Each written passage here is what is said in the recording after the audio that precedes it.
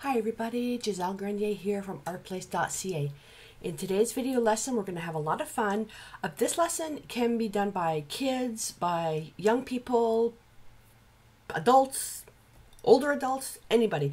And it's not fine art, it's not mixed media. We're going to create a rock painting of a ladybug. And I was inspired by this I created a little painting on a piece of escarpment stone a little while ago, and I put it into my planter, and people are absolutely loving it. And we're getting some emails of projects for kids because we are into the first week of summer holidays for the kids. Now my kids are all grown up, so I don't have to worry about that. But so I thought I would create a whole bunch of these little rocks and give them to the kids in the neighborhood to inspire them to see if they would like to create their own. Then I can host a little painting party with all the kids in the neighborhood. So ideally with the rocks, really you can get any kind. And this one here is not a polish. Polish is when it's really, really shiny. And I didn't want to have to lug, hundreds of pounds of rocks from the escarpment. So what I did is I went to Home Depot, and they had bags of rocks. And this is a river rock from a bag. I think the bag was $15 Canadian, had a ton of stones in it. Now one thing you have to be careful, when you're putting your hands in bags of stones, be careful that you don't cut yourself. I cut myself in a few places because of some of the rocks were broken. And this one here is ideal because a ladybug is flat on the bottom, so this was perfect. If you do get the ones that are polished, like really, really shiny, you'll have to give it a light sand and then prepare the rock. You want to make sure the paint sticks to it. The other thing to assume is that are the rocks going to be left outside in the rain, or are they going to be kept inside? Because that is very important depending on what paints you used. So, worst case scenario, always assume the worst case scenario, what's going to happen with them. I'm going to assume that this ladybug rock is going to be in the rain. Therefore, I'm going to treat it as an outdoor product. Now, Decor has outdoor living, and when looking at the label, it's good for masonry. And, well, that's what rock is. Patio stones, that type of thing. And then I got an idea about painting on patio stones. But I can use this on this, and it ends up looking like that. I just took a rock, I wanted to test the finish first. You can see some brush strokes. It doesn't matter because this is just the base. And what I wanted to do was seal everything in here. You don't necessarily have to, but I wanted to for what I wanted to paint on this particular rock. Now, one thing is that the finish is a little bit shiny. It's not matte. It's not, I would say maybe even an eggshell. If you don't like that finish, well, I'm going to paint the ladybug rock. I'm going to paint the ladybug rock using the Americana Decor Chalky finish because I absolutely love this finish. What I don't like is, for me personally, outside, the little escarpment painting, or sorry, the waterfall, try that again. The seascape painting on the escarpment rock I did was using the multi-surface satins. When the sun hits it a certain way, there's a glare. I don't like that. That's just me personally, so I'm going to use this. And the key with using this paint is the seal. Making sure it's sealed properly. So if you like to chalky finish paint, but you don't have chalky finish paint, like if you'd like to finish, you can add medium to any type of paint, and it'll turn it into a chalk paint. So this is actually a pretty good, way to go. Now, the one thing that I want to do is because of all these nooks and crannies, and I know that this intro is pretty long, but when you're painting on stone, the prep is the most important, absolute most important. Nothing else matters. If you don't prep it right, your rocks are not going to last. The paint's going to peel and all that stuff. So you have to wash the rock in warm soapy water, get a scrubby, get in there, get into all the nooks and crannies, and then rinse it really well and let it air dry. Okay. So from there, you can, if it's an indoor rock, you can use gesso. If it's super smooth, you can apply some gesso onto the rock. I'm going to go ahead and start with this one here as my base because I'm using a very dark color. I really don't need to prime it, but I just want to show you how to apply this. And, okay, of course I moved, oh there it is, my popsicle stick. And I'm just going to give this a stir. Now when you put this on, I'm going to show you, yeah, I'll show you this one. So stir, stir, stir, making sure all the binder and the pigment is together. Okay, put that in water. And what I like to do is I like using my number 8 bristle brush. Just dip it into a little bit of the paint, and then on the rough surface you're going to pounce.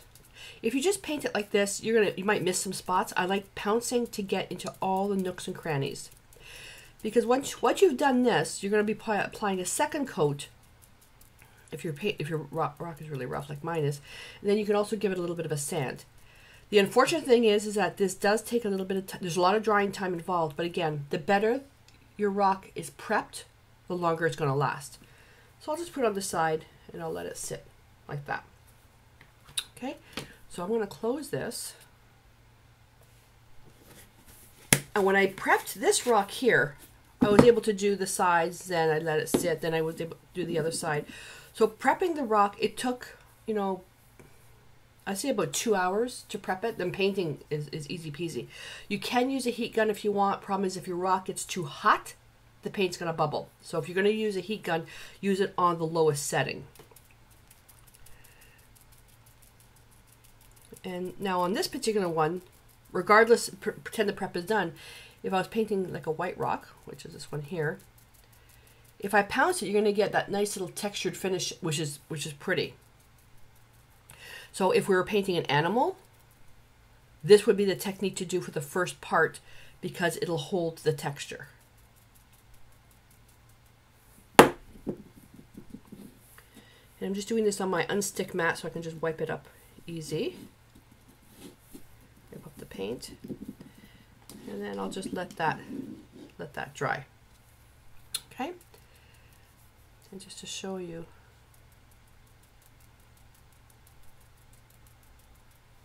See? So, although the ladybug I'm painting is going to be a orangey red, normally I wouldn't have to go on top of that. If your paints are transparent, this base color is going to affect what you're painting. Okay, so if I wanted to paint yellow, the yellow would not be yellow. I would have to have like 5 layers of color to make it yellow. So save your paint, give it an underpainting of white. Now if the rock that you're painting is black, then you don't really need to do an underpainting like this. I just want to show you now about heat drying it, speeding up the drying time.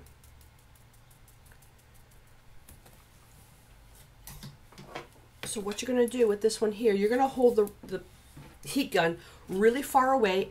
What you're using is the air. Now with this heat gun, I can't control the heat, which is bad. So I don't want to put it close and feel if my hands get too hot. You know, the typical way I use the heat gun, really far back, and then just use the air force to dry the rock. If you feel, if the air is, I'd say just lighter than warm, that's fine. But if it's like warm, getting hot, you got to pull it back.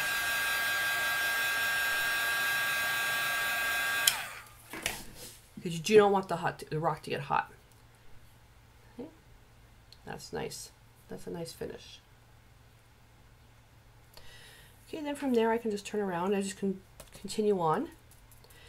So I'm going to be doing this on the ladybug, assuming the worst case scenario. I'm going to put 2 coats of this because I want the ladybug to be really, really bright orangey red. So I want to make sure that none of the dark parts of the rock, the gray part of the rock, I don't want it to dull down the color.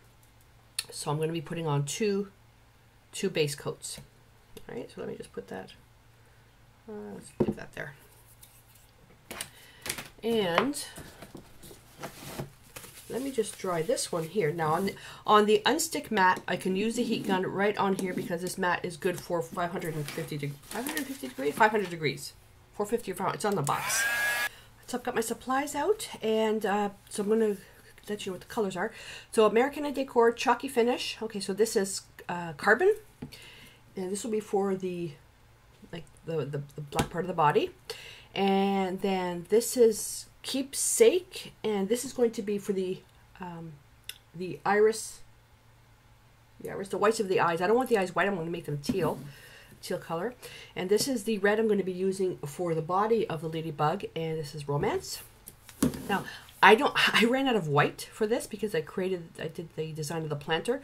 So I'm going to be using this one, which is Lace. I'm not sure if this is going to work. I'm going to try it, and if it doesn't work, what I'll do is go over to the Americana Premium, not the white gesso, ding dong, titanium white, and then I'll add some chalk finish medium to it. So if I don't like the color of this, then I'll do that. I'm going to be creating the dots on the ladybugs with Q-tips and brushes. Now this is going to be a challenge for me. Teeny tiny brushes for the detail. These are the Aqualon brushes. I like these because I can leave them in water a little bit longer because of the acrylic handle. They won't crack. So this is a number 10 shader, and then these little round, let's see, this is a 20-0 round, and then a number 0 liner, and the rock. So this is with 2 coats, and the rock is a little bit warm still. So 2 coats, you can see it's not pure. This has 4 coats on it. 4 coats, 2 coats. Big difference. Okay. So first thing I'm going to do is I want to figure out where I'm going to be putting my lines. So I'm going to get not my graphite. Let's get some charcoal. Let's get a charcoal pencil, and I want to get the hard. Actually, I'm going to get the woodless one. This is pure charcoal, just got a little bit of a coating on it. And what I'm looking for to do this, now where's the body going to be? So I'm thinking do I want, yeah, this is going to be the front here.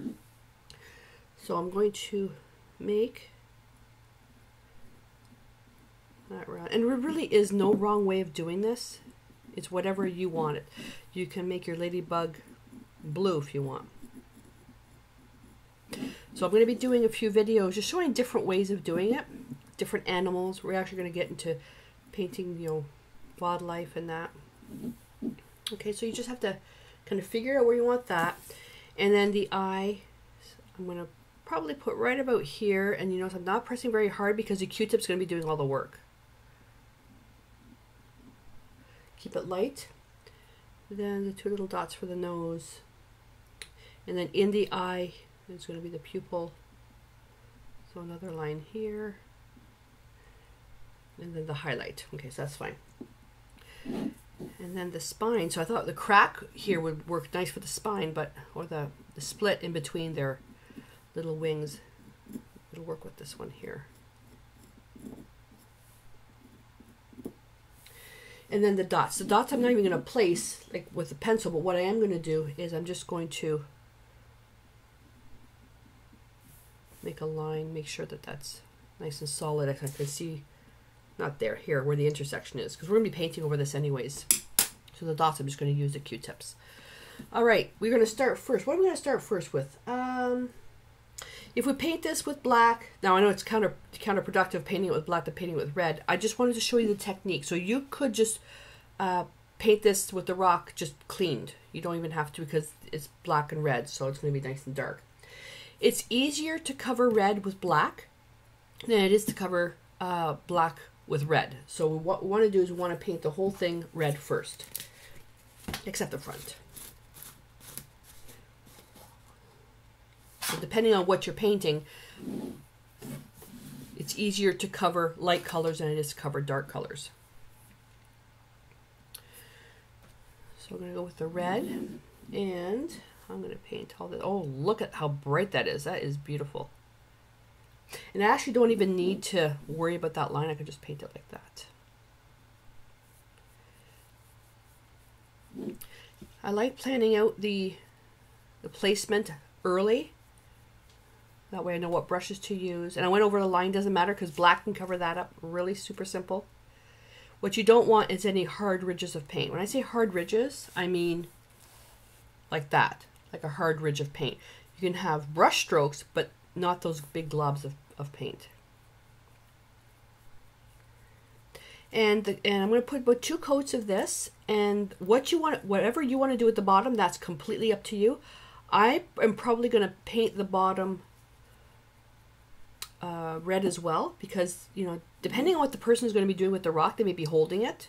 So I've been bad lately with some of the art that I've been creating. I haven't been finishing the back sides, so, which is not good.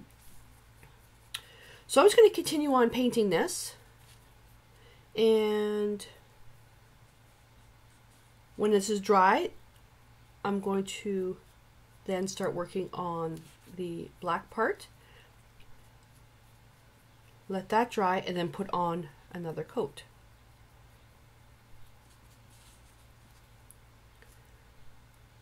And this will not take long to dry at all. So again, reminder, if you're going to use a heat gun, make sure you're using air and not heat. And if you start feeling the paint getting tacky, you got to stop and let it dry, because all you're going to do is pull up the paint. Okay, so we've got nice, good coating on that. Bottom of the rock is nice. I am over time though going to put a few more coats on that. You can see how light it is compared to that. This takes a little bit longer to dry, so I'll just do that off camera. Now, to paint the black, I'm going to go to a clean brush, one that's not damp, because I don't want to add any additional water to this. But to get that nice line out there, I'm going to try with masking tape. Now, I'm going to tell you right now, I have never been good at this. I have never been good at this, so I'm just going to go on the inside. I want to make sure that I go over the red.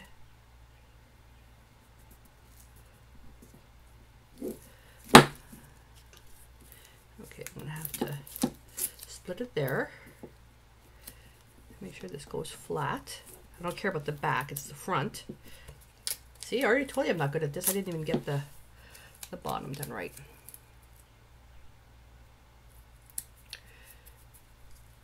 Oh, and then, oh, I forgot. So you see the finish on this? That's the multi-surface satins. This is a little rock I did. And I did the experiment. I put it in my planter where it has lots of water. So it's been in there for about a month and it's fine. So that's the difference. So chalky finish. This is the chalky paint. This is the multi-surface satins from Decor. Joe likes the finish on this. He doesn't like the chalk finish. I like a chalk finish. He doesn't. And the way I look at it, I'm the artist. It's my rules. Isn't that nice?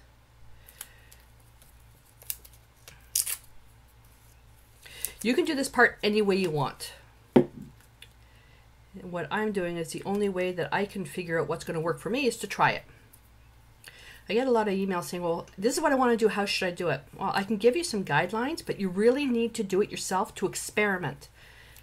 There's far too much looking for the quick way out. You got to experiment. That's the fun part, is doing all these experiments, because without experimenting, you don't learn. Okay, carbon. I'm going to use now a little number 8. No, this is number 10, so the other one was number 12.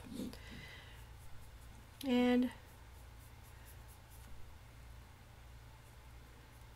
I'm going to put that on there. And this is going to take, you know what? That didn't mix right. I can see it didn't mix right when the layer in a dry brush is a little bit transparent. No, the pigment's still in the bottom. So make sure you really stir your paint.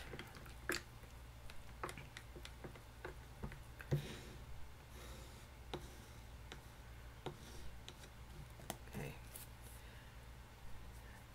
Redistribute that. There we go. All right, so I'm going to let that dry up a bit. And I'm going to put the part over the tape at the end so I can hold it properly. I'm also going to finish the bottom properly as well. When I say properly, just with a nice line, then I'm going to bother taping it, because that's going to be, because of the texture, I won't be able to.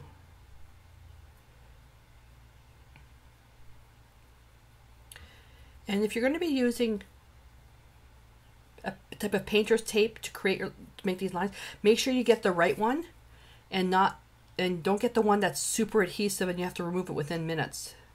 This one's got 7 days. After that, you know, you run the risk of lifting off the tape, you know, leave gluey residue behind. So I'm just evening everything out.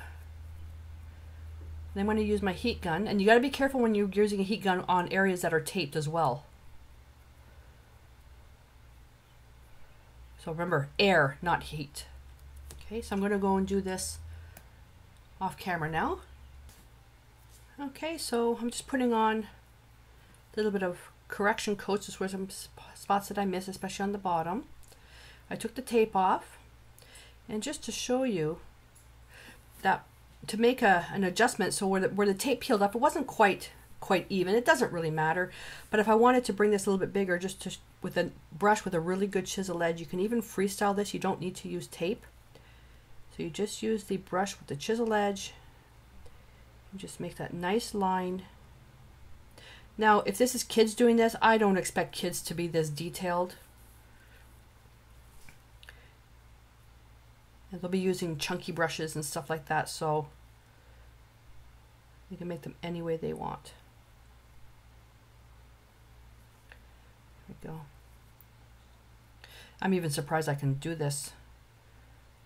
When you have arthritic hands, it's a little bit harder when doing some fine detail. For me, this is fine detail. Anytime you have to make a perfect line, it's fine detail. There we go. And then the bottom, just take a good amount of paint and just kind of plunk that in there. When you're using good brushes, sorry, when you're painting rocks, don't use like super expensive brushes because the rocks are rough on them. The Aqualon brushes, I find if I use the soft grip brushes, you know, they're very economical and they're fine. But I find that the Aqualon, for some reason, they just seem to work really good for rough stuff. And these were primarily my watercolor brushes, but these end up being like super amazing for stuff. Okay, that in water. I also have a round brush, and I had missed a spot. I on here. And I just need to, there we go. So the brushes are always dry. There we are. That can go in water now. So I'm finished with, let's see, I'm finished with the, no, I'm not finished with the red because I want to put a smiley face. So I'll use that again, and the black I'm not done with, but I'm going to dry the bottom, and then we're going to start putting on some really, really nice detail. So I'm just going to get the heat gun. Again, air only. There you go. Put that down. Okay, so I'm going to need my Q-tip. So what I'm looking at doing is doing these little dots, and I just have to make sure that I have enough paint loaded on there. I've got daubers in that, but they're just a little too big. You can also use the end of a paintbrush, except these brushes, they've got these tapered edges. You can use a stencil. Stencils are a little bit harder when that's going to work. Okay. So fresh stencils that have a adhesive on it will work. So the first daub was a bit heavy. The second and third one are better. So if I do a fresh dip, get the excess, there we go. I can get 3. Fresh dip. So I want to first just a little bit of water to make it fluid. Now this is going to be, if you guys have been watching me for years, you know that I'm a wildlife landscape pet portrait artist, that I'm really picky on detail when it comes to stuff like that. And my brush has a kink in it. So let's Let's get another one. There we go. So you want something that's going to come to a good point. And I'm going to work down here.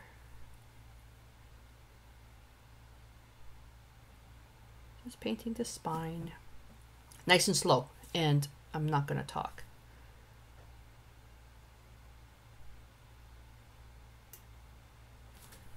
Not going to talk while I'm painting.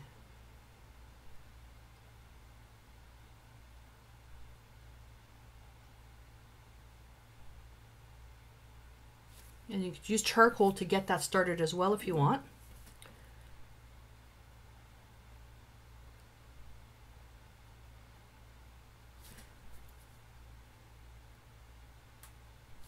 You can use masking tape for your line. You can always use a flat brush with a super chisel edge and just go like this. You can even use like a credit card. Just get it started. Always start small, then have it go a little bit bigger. And again, if the kids are painting this, I don't expect them to get perfect lines. And right here, the rock is cracked, so that's going to affect the appearance. Although the line is straight, it goes inside. It's going inside this crack here. You guys probably can't even see that. There's a divot.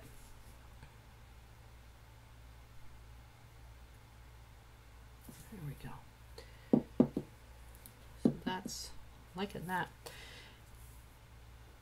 And I'm not sure what's on the bottom of the, well, their feet obviously, but I'm not sure where I'm supposed to end this. I'm just going to leave it like that. Rinse that. Oops, too soon. Too soon. There we go. So when I do that painting party with the kids, I'm going to have to figure out, because the youngest one is 3. So I'm going to have to figure out the best way for them to do that. They may not even want to paint ladybugs, which is fine. So let's see. Let's make one here. You probably can't see what I'm doing. Let's make one here. And one here. Okay. And now we're just going to, and there really isn't a wrong way to do this. My circle didn't quite finish. I'll just go back in and just go over that. Now this paint is thicker. I gotta be careful how I hold this. This paint is thicker. And the Q-tip has some of the little fibers that are coming up, which is making it a little bit more challenging. I'm gonna roll that.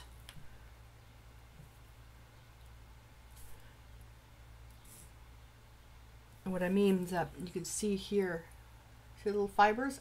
Nothing really to worry about, but you know, that's up to you. Now I'm gonna offset one there, one there, one there, one there. Again, you do it any way you want.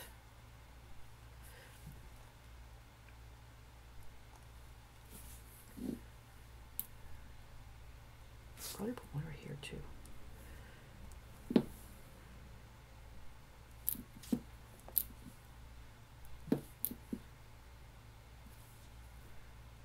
So maybe this Q-tip really isn't the best thing to use because of the fibers. This Q-tip is one of the really good ones. They're soft. Just going to turn it over. Let's do another one here. Do a small one here. There we go. Here we are. I think the camera's getting dark because this is getting dark. All right, so that's going to dry. You can already see. And be careful where you pick it up. It's not quite dry. Those, see, the ones where aren't shiny, they're dry.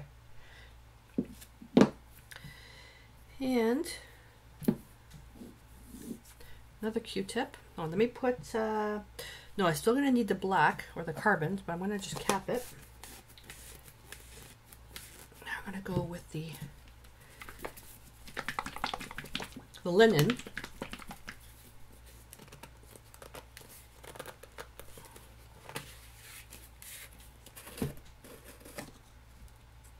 Yeah, that's going to be fine. All right, so I'm going to get the Q-tip with a really, really good edge on it.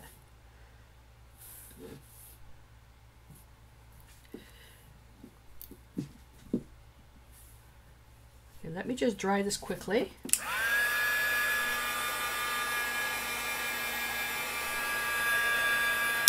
I want to show you something.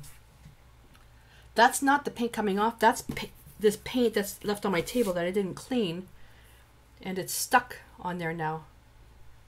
So I'm going to have to do a bit of adjustments. So I think next time I'm just going to work on palette paper and not the unstick mat. Okay, where do you want the eye? I can put charcoal in here. I won't be able to see it. Well, if you're looking at the rock this way, so I'm thinking I want to put an eye right here. I'm just going to go round and round. I'm just going to get it placed. The fuzzies are already coming off the Q-tip. And I'm thinking the other one right about here.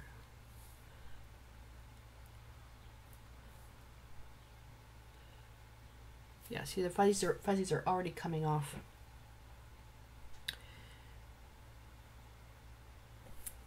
The Dauber I was talking about, actually, you know what? Let me try with the Dauber. This is from Decor. I thought it would be a little bit big. Oh, this is really worn out. That's really worn out.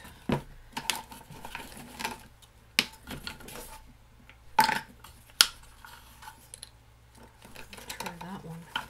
If you're doing big rocks, you can use, you know, these little doodads here. Let's try this. I apologize for this. I just want to do this right.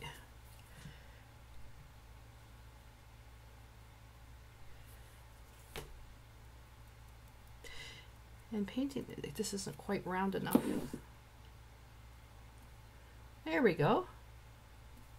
But again, use the end of a paintbrush if that's all you have. So I'm going to have to do a little bit of touching up on that. No biggie, put that in water. And to do the touching up, use a small little liner brush. I would love to hold the stone so you can see what I'm doing, except my hand, for a small detail like this, my hand will not be able to stay still, so that's why I'm just leaving it on the table. You can see sometimes I'm actually holding my hand. I'll do this, because this way it's, you know, it moves around. If I do this, it's just an extra support. And this is the way I paint when I'm on an easel. When I'm painting fine detail, I'll use a maul stick. And my version of a maul stick is my father-in-law's cane.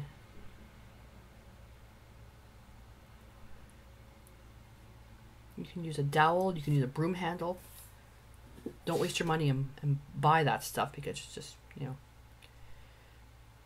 Now what I have here is I have paint ridges, so I'm going to have to smooth this out with a couple of layers of paint. It doesn't really matter, but the Q-tip just put the paint ridges a little bit too strong. Okay, so we'll leave that to dry, and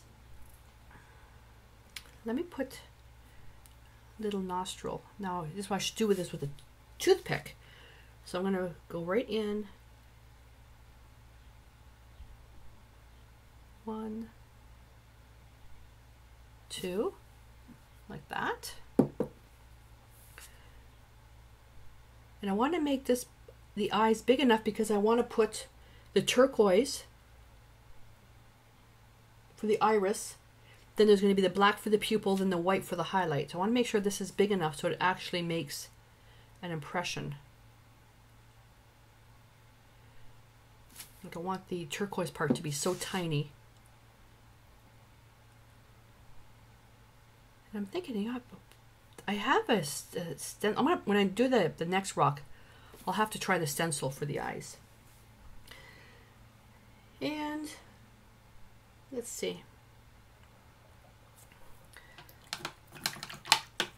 I'm going to use, where's that small little brush? Where's that small little brush? This one here. The red paint.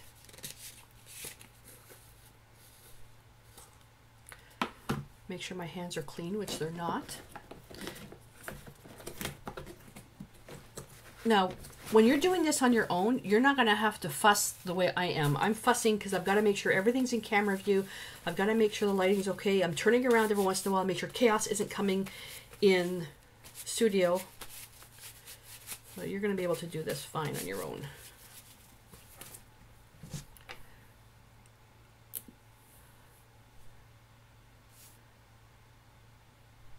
Just going to cover that. See, this is all the dried paint that's from this. Do this at the end. You don't need to do it now. What I want to do, oh, see, this rock is really heavy. I'm going to, you know what? You won't be able to see what I'm doing though. There we go. Need a little bit higher. And now I can paint a little smile. Just a little one.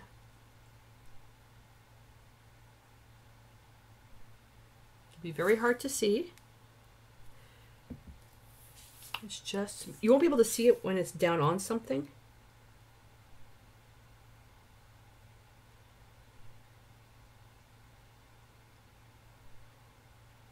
You can even use a marker if you want.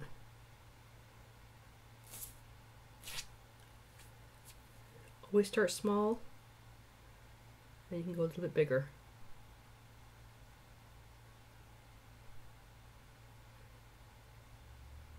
There we go. Okay. This is where I should have the camera on the side, because you guys can't see. Well, while I've got the red paint open, I'm going to come here, and then I'm just going to do some touching up. Again, kids, I don't expect kids to go to this fussy detail. But if you're selling the stones, yeah, you need to go to this extra detail. So I'm going to now go off camera and I'll let the eye dry. Then all that's left really with this is to put the teal colored iris, the black pupil, and the highlights, and it's finished. All right, so there. Got a little rock there. So I got a stylus. I'm going to try with this, and let's see. Let's just put a little bit of paint right here. I'm going to even that out. So it's got a nice big ball on it. And let's see. Oh, no, it's a little bit more difficult. This would have been good for the pupil. What I have to paint is big. So, okay, that's not going to work. Well, I don't have... Oh, wait. Let's try this. Let's try this brush.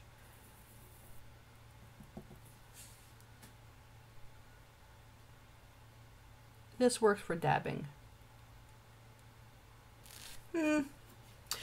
Probably the rock is so big. So if you guys have done this rock painting before and you have a particular technique that works for you with, you know, getting, you know, the nice round circles, please share it with me. The paintings that I've done, the rocks have always been like really particular, like with the wildlife and all that stuff. But I've never, see, the simplest stuff like this, the simplest stuff is the hardest for me. I need to make that bigger. Also, painting on a really weird ankle doesn't help. I'm going to make that nice and big. I find the problem with the Q-tip is that when you lift it up, the paint globs. I didn't like that, but this rock is not smooth. And I didn't want to pick the perfect rock because, you know, if you're if we're going to be doing painting parties, you're not going to have perfect rocks for everybody. And that's what makes it more fun, is that when everybody gets to see what they can do with the rock they have. Oh, I can hear the kids outside now. They like coming to the gate and seeing what I'm working on.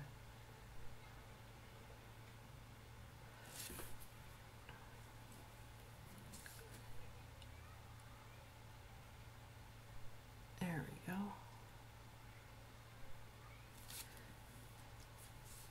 Yeah, stencil probably would have worked nice for this. But again, if young people are doing this, they're not going to have the patience for that. Well, they may, I don't know. Go. And I'm just going to take a little bit more white. Let me dry this first. Air, not heat. Doesn't take much.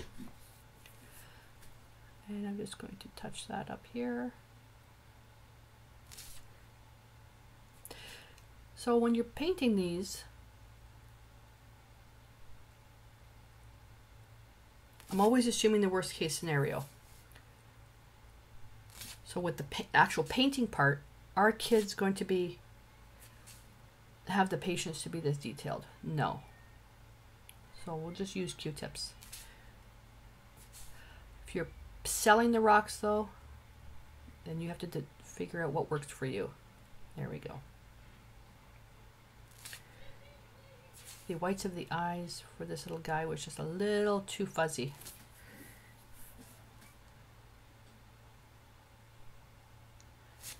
And I got to put another layer anyways over the of the blue.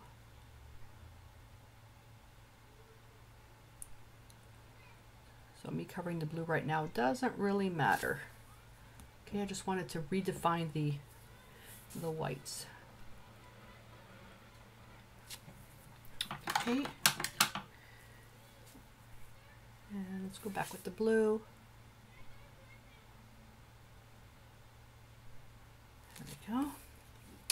And then with the blue on there, I just need to put black in for the pupil. So I'm going to dry that. Doesn't take long. And then the black, I'm just going to, it's an even smaller circle.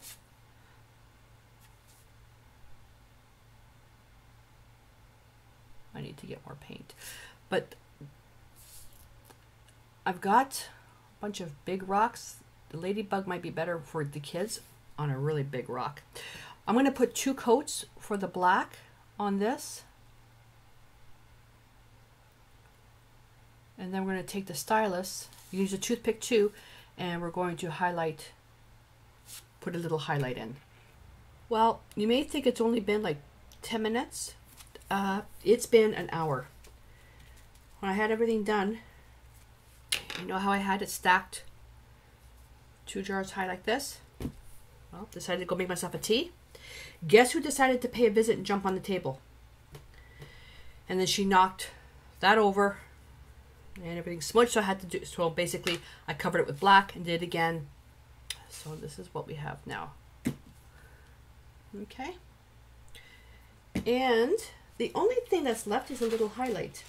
So I am definitely going to have to rethink how I do this with the kids because, you know, they're kids.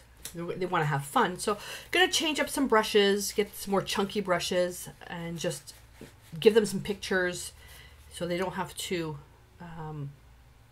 fuss with perfection. But I'd be really curious to see what they would come up with the Ladybug.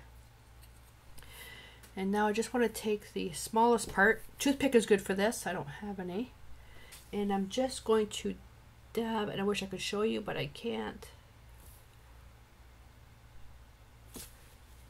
The highlight. There we go.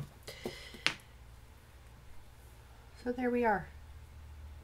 Turned out pretty cute, eh? I'm thinking, you know what? Do ladybugs have antennas? I don't know. I don't know. But let's just Oh, that, yeah, that finishes it nicely.